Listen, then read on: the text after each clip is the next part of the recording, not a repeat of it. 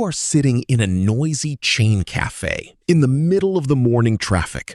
Around you, people are fussing, laughing loudly, and reacting violently to every little thing on their smartphones. But inside you, there is an absolute, frightening silence. Colleagues in the office think you are cold or tired. They are wrong. Your silence is not depression. It is the scars from wars that nobody knows about. The psyche of a survivor completely rebuilds its architecture. What breaks an ordinary person in half, you will not even notice. Today, we dissect the hidden signs of mental invulnerability. Let's begin. The human psyche possesses a phenomenal capacity for clinical adaptation.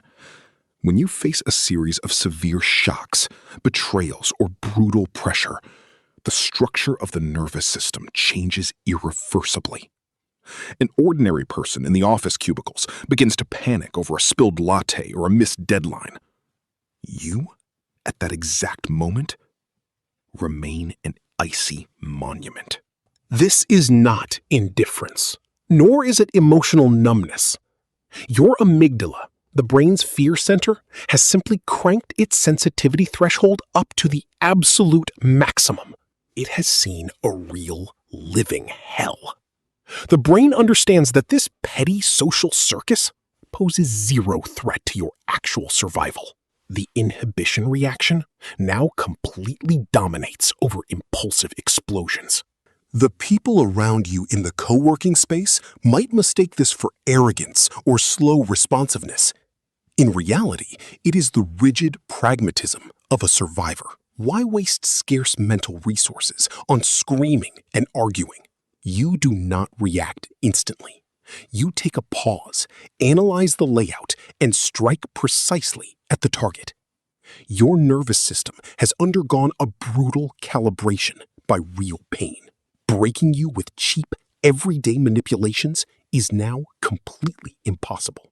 The social system of megacities forces a cult of total communication upon us. Endless small talk by the office water cooler, fake smiles on corporate Zoom calls, and a panicked fear of being left in an empty apartment at night. The vast majority of people use communication as a cheap anesthesia against existential emptiness. But for a person who has passed through the crucible of a deeply personal crisis, this exact mechanism shuts down completely. You suddenly discover that loneliness no longer terrifies you. It becomes your primary therapeutic resource. Psychologists call this structural isolation.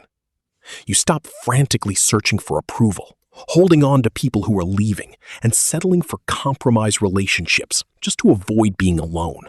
This is not social anxiety or misanthropy.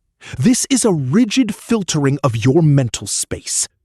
You realized the true price of fake connections after you were left completely one-on-one with your own catastrophe during the darkest moment of your life. A sovereign psyche chooses a cold calmness over surrogate warmth. Sitting in the silence of the suburbs with your own thoughts becomes far more pleasant than wasting energy on empty social noise. Building rigid boundaries around your life is the only way to preserve your sanity. And now, this barrier has become absolutely impenetrable. Trauma and heavy life trials force the brain to activate its maximum safety mode. Psychologists call this state hypervigilance. Having passed through betrayal or harsh deception, you acquire the ability to see right through people.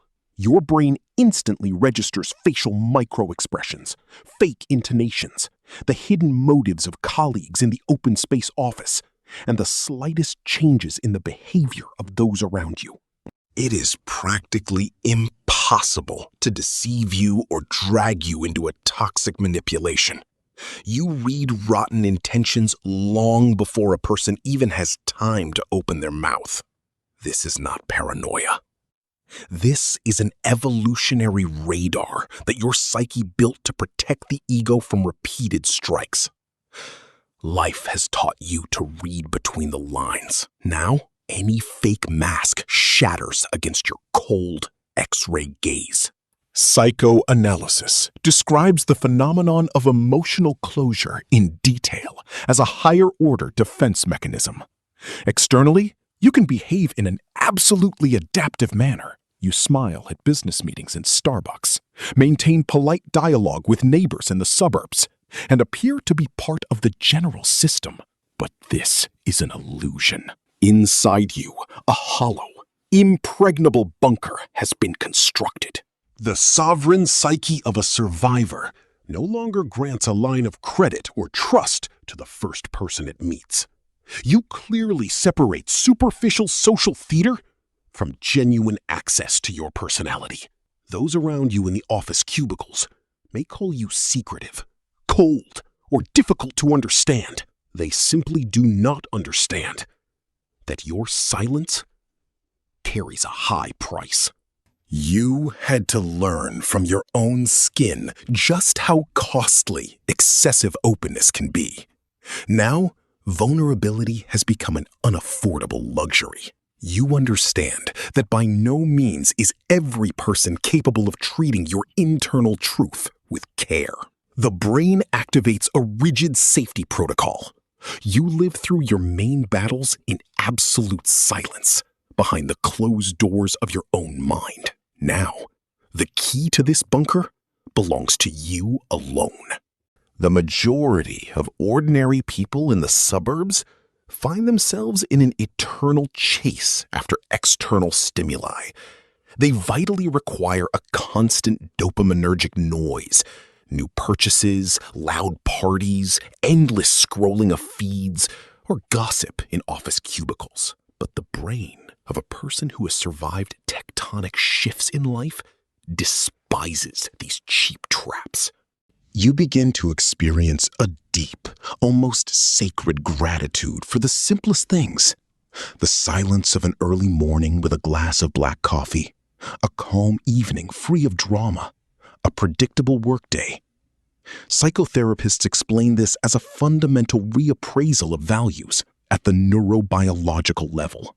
After a period of prolonged chaos and emotional burnout, your nervous system begins to identify calmness as the highest good. You no longer want to prove anything to anyone in co-working spaces. Meaningless fuss feels like a kindergarten to you. The sovereign mind chooses stability and mental safety, trading fleeting social highs for absolute internal autonomy. The great German philosopher Friedrich Nietzsche wrote about the concept of intellectual distance, which inevitably arises in those who have survived deep suffering. Pain does not break a strong personality. It performs a rigid inventory of meanings, burning away everything superficial, extraneous, and fake. Your indifference toward public opinion is not a weakness, but the highest form of mental power. Your brain has made a quantum leap from the role of a victim of circumstances to the role of a sovereign master of its own reality. You no longer allow the crowd to dictate how you should feel and what you should think. The heavy battles of the past have completely destroyed the fear of someone else's judgment inside of you. While those around you waste energy on maintaining an artificial status and seeking the approval of colleagues, you accumulate internal strength. This is the cold superiority of a mind that has learned to rely exclusively on itself.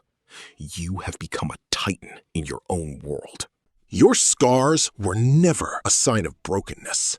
They are the steel framework that your psyche has built around your sovereign self.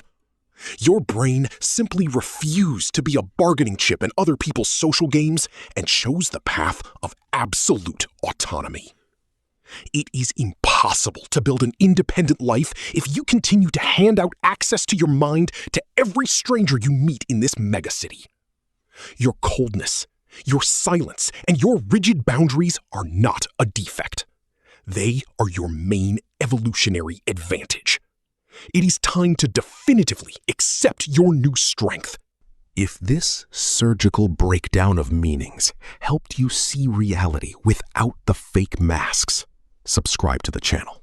Write in the comments what exact trial forced your nervous system to permanently deactivate the fear of someone else's opinion and choose calmness. See you soon.